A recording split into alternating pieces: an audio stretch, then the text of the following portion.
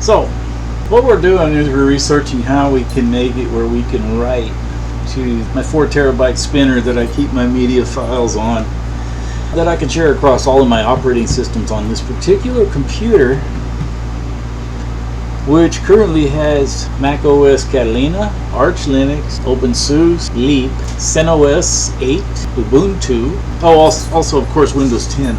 So like I say, when you want to create a video or something like that, it'd be nice to not have to worry about how you're going to get it from your operating system you happen to be working in to the big drive where we can go back and do all our editing in one operating system. Which for me, I usually do it in Windows using Adobe Premiere Pro. Anyway, let's get back onto this. So you have to download and install Fuse for Mac OS. So how do we do that? Here's DMG, I guess that's our package file.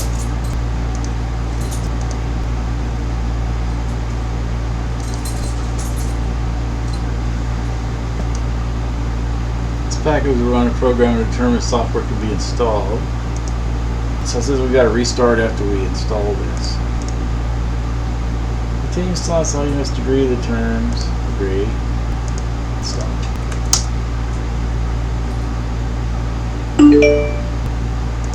Yeah, we can throw the installer away. Alright, cool. So with that done, move back to this. And what we want to do at this point is we're going to go up here, tools, maybe it's view. Toolbars, bookmarks, toolbar, and we'll just go ahead. Well, I don't need to save that one, but I do need to save this one. Alright, so we got Fuse installed, and the next thing we'll have to install is the command line tools for Xcode. But it says we need to restart first. So I'm going to stop the recording, I'm going to go restart. Alrighty, we are back from the reboot. Let's go ahead and get into Firefox again. So far, we've gotten to the part where we installed Fuse. Then we have to do the command line tools for Xcode. So we open link in a new tab. Sign into Apple Developer.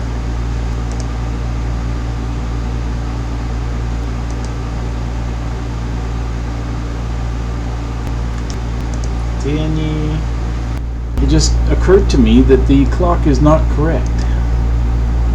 So let's open our date and time preferences, see if we can get that straightened out. Time zone. We're actually right here. I'll unlock it. Okay. Let me just click here. Houston, Texas. Well, that's close. That'll work. Oh, here we go. Closest city is Irving, Texas. That works. That should fix it, I should think.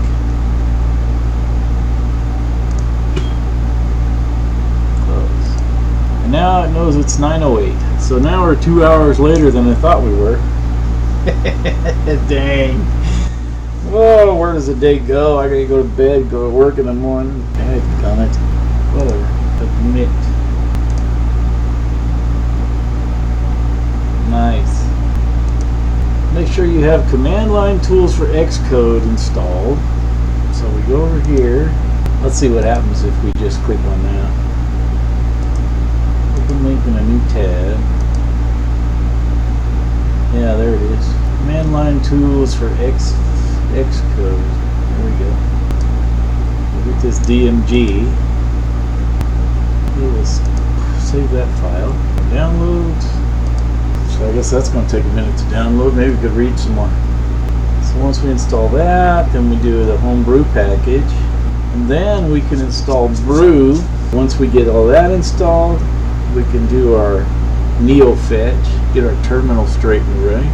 Cool, looks like that's ready. So let's download, install that. Opening, finishing.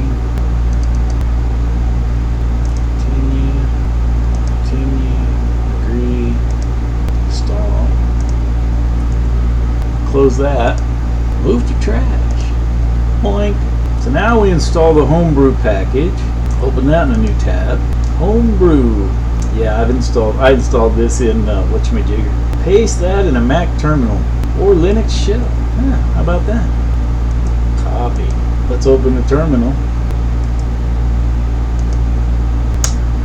Okay, the following new directories will be created. Well, I gotta press return. There we go. Well, that works. Here's something kind of interesting. I'm noticing that the screen's getting darker. Well, at least on screen number 2 it is. Let me show you. Move this out of the way so you can see. I remember we put it on auto when we set our theming. So it goes to a dark theme at night, light theme during the day. I like stuff like that. So we'll go back to a larger screen. Installation successful. So that should be done. So let's just do a brew update.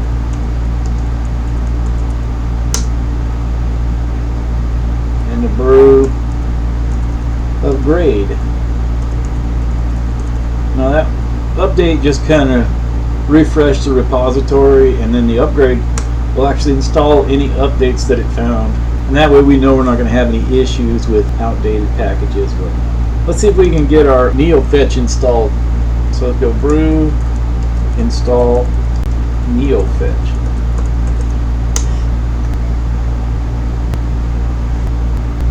So let's see if it works. It does. Look at that.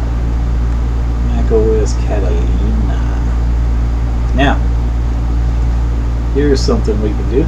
Something I've been working on. I don't think I've shown y'all on the channel yet.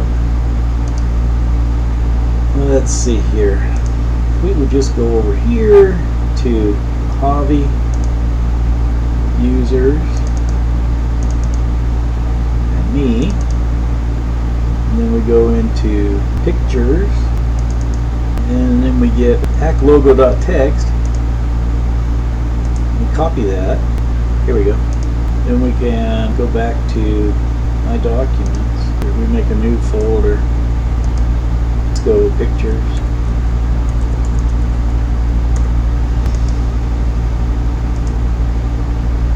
Paste. Right?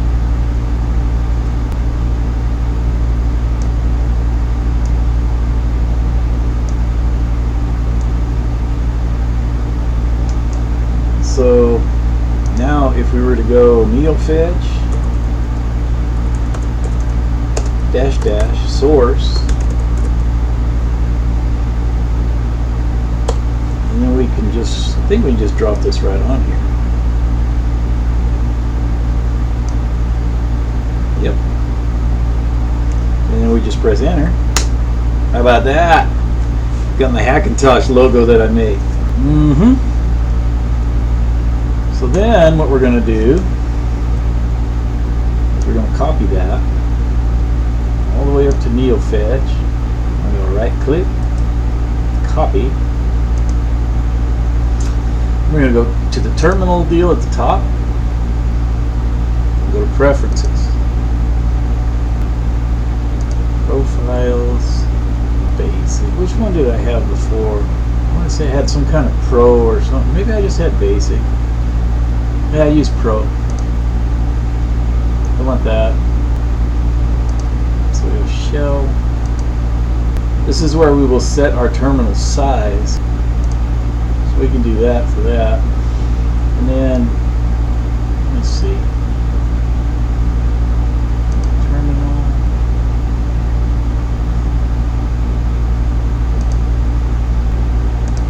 Profiles. Oh, here we go. We're going to run this command on startup, and it's in the shell tab. And we're just going to go paste there. And so, with that, we should be set. Let's see. So we close. We go back to the terminal. Look at that. So now when I open my terminal, I get the Ntfs with my Hackintosh logo on it. How freaking cool is that? I like that. And another thing I noticed here when you compared the output here from, here, let me see if I can make that larger. Here and then control. No, you just go press the Windows key and equals. Kind of like Command plus, probably. But yeah, if you look here, instead of it saying, it says Hackintosh for the host, which is interesting. Go back to the default size. So let's go up a little larger and let's see if we can get the rest of this installation done for this thing we need. The Ntfs 3G or whatever. I've installed that package in my Linux distros to accomplish the same thing before, so should be good. Alright, let's go back to the...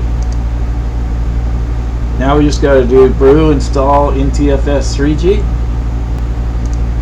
So back over here.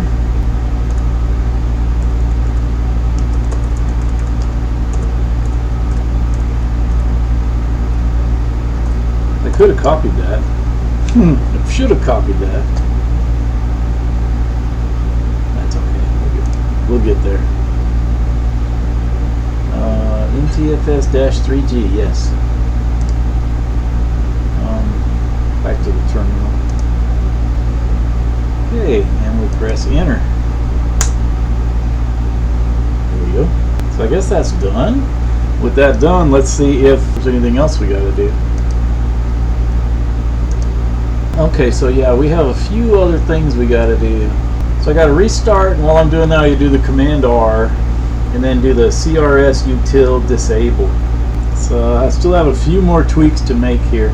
So I'm going to stop recording, and we'll probably go to the camera to record that. That's just cool. I don't care who you are. Yeah. And how I did that was I simply ran the regular neofetch. Or I might have even done a screen fetch, but at any rate, and then I just kind of copied this here, like so, like that. Now I want copy. Then opened up a text file, and I pasted, and then I just deleted. Well, let me show you here. Then I just deleted all this text I didn't want. And yeah, it was tedious. And then I also just kind of copied and pasted, like, I forget how much it was, but it was a bunch. Some of all this here. And I copied from here. And then I went down here and pasted, right? So then I just basically started carving and deleting a bunch of stuff. And I didn't have the colors when I did it before. It just pasted it as black and white text, or black text. So that's kind of interesting. Maybe this is something new in Catalina where you got this in the text editor, you got colors. I don't know. But yeah, you just, and then I just went through and deleted everything I didn't want. Pop. And yeah, it was a little tedious, but it's doable. But at any rate, you get the idea. And so I basically went through and just kind of kept making changes until it matched the picture that I had of my Hackintosh. No, we'll delete it. It was just an example. So it was a lot fatter than this, and I thought, you know, it's too freaking wide. It looks too fat. So I actually carved a couple of lines out of the middle here. And originally I had these, I don't know what you'd call them, the fang things that come down at the bottom. There's like the Punisher skull plus the Apple logo. So anyway, with these parts down here, I originally had those columns too wide, or 2 columns wide, I guess would be the way to describe that.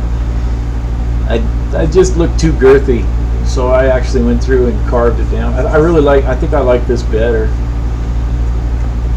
Yeah, I made a couple changes with the Hackintosh and all that, but I like it. We could actually, when we're going to do this, push it up just a little bit so it doesn't show that other text up there. And then, let's see, what was it, terminal? No, shell. And then use settings as default. And that should lock in our sizing. Let's check it again. Good. So we have a few more steps we got to take here. Doggone it. Okay. Restart. Alright, we're going to apply all the lessons learned at this point now. First, we're going to go over here. We're going to select the recovery in the Clover menu. Right there. Enter. That's going to slowly boot, and then it's going to end up on the TV. So when these screens turn gray, we'll turn the attention to the television.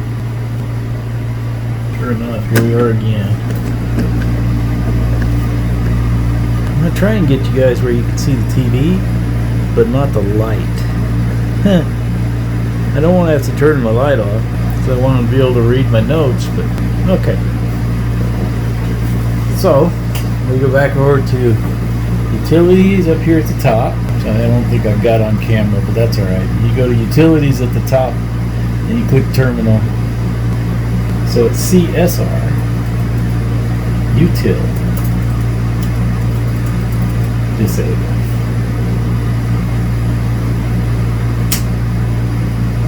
Successfully disabled System Integrity Protection. Please restart the machine for the changes to take effect. So now we just close the terminal and we restart the machine. Back over here. And we go to that. Okay, now we can just boot the OS as normal. So boot macOS from Catalina. We got the scratchy sound, so we should have sound when we get in there.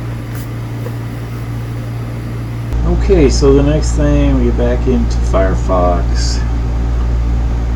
Get back to this. So here's where we are now. So we only have a few commands left to run here.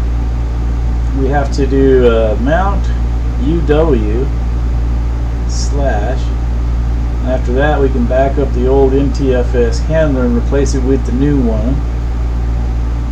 Alright. Then we can go back to recovery mode and re-enable CSR util. So it's really not as tough as it sounded.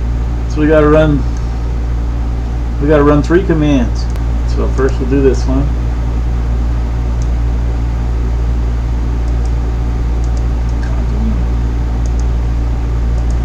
Paste, enter, password,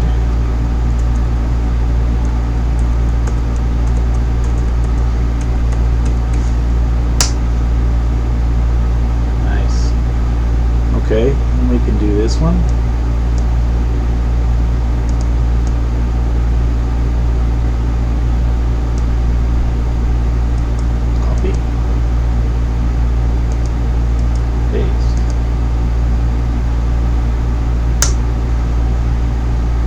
Then, go back over here, copy, and paste. Enter. And with that, we can go back into recovery mode and do the CSR util enable. Alright, yeah, we're going to go ahead and restart the machine. We will boot into recovery. F12. Here we go, recovery.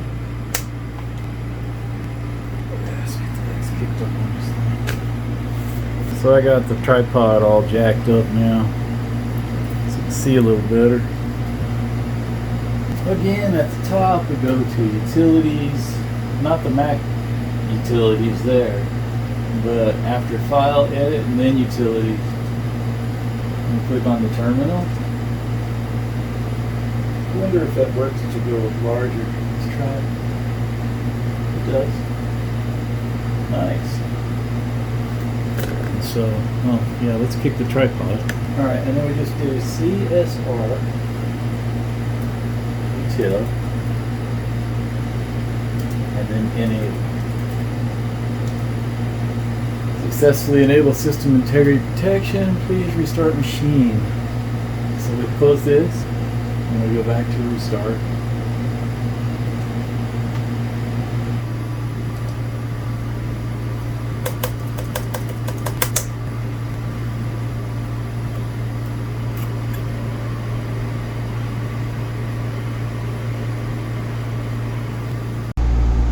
Okay, y'all, let's have a look.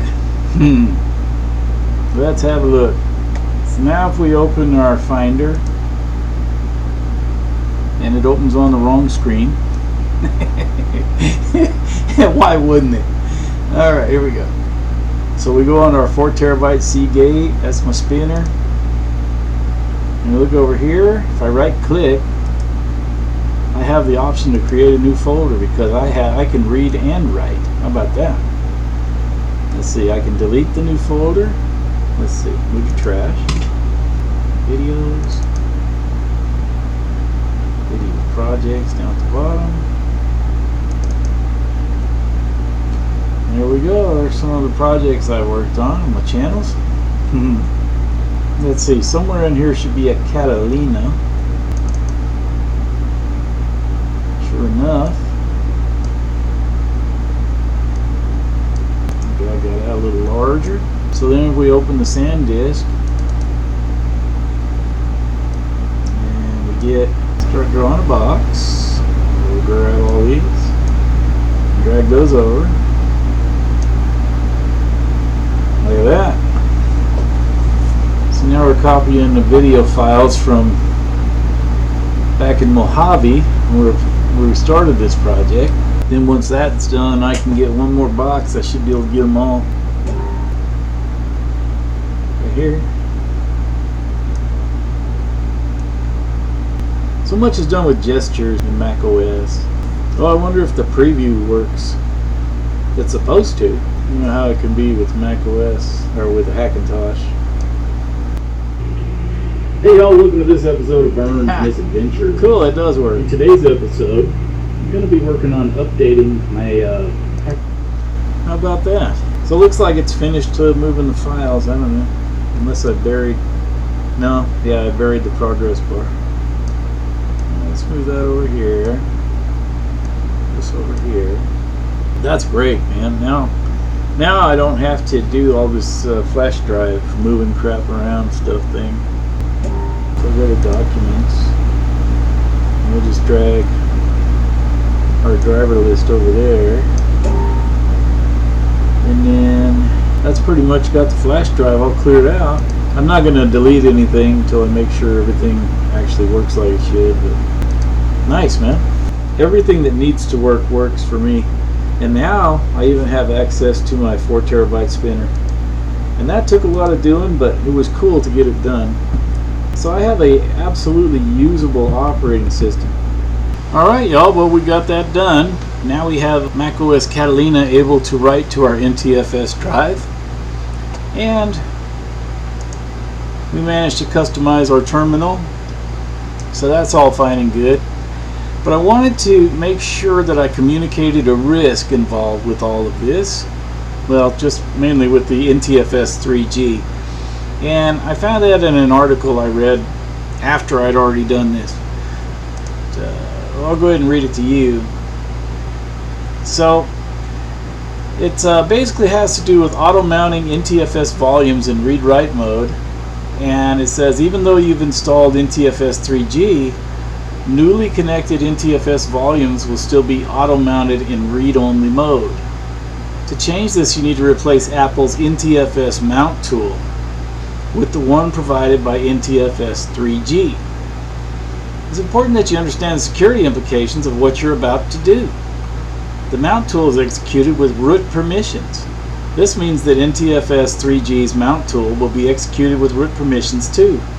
Due to the way Homebrew installs software packages, Ntfs 3G's mount tool is not protected from being tampered with by unprivileged attackers, essentially giving those attackers root access to your Mac. This is a major security risk. You have been warned. So there you go. There's something to consider if you're going to do this to your Mac. So what would be maybe some of the alternatives we could do, right? So an alternative to doing the auto mount thing would be to mount your disk manually with Ntfs 3G, and that way it wouldn't have root access. It would have sudo access, but only when you gave it the access. It wouldn't eliminate the risk, but it would limit the risk. And that might be a viable alternative. So maybe if that's your use case and you'd rather be able to just mount your volumes manually you could run through this here. So you'll use disk util to unmount your device. And let's pull up the terminal real quick. So you'd go disk util and then list. And that would list all of your volumes that are attached to your computer, whether they're mounted or not. It lists everything, right? So in this instance, I would look for the one that was Ntfs, right?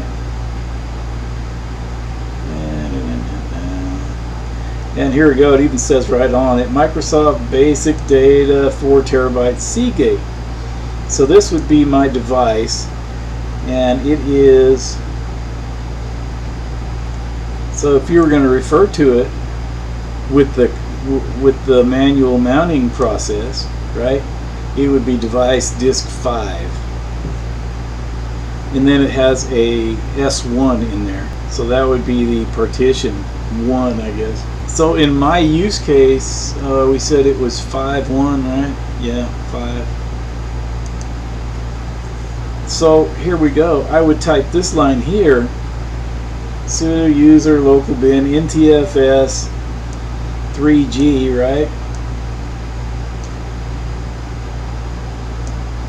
And then to device disk, and then I would put 5s1 into volumes, Ntfs, all this fun stuff.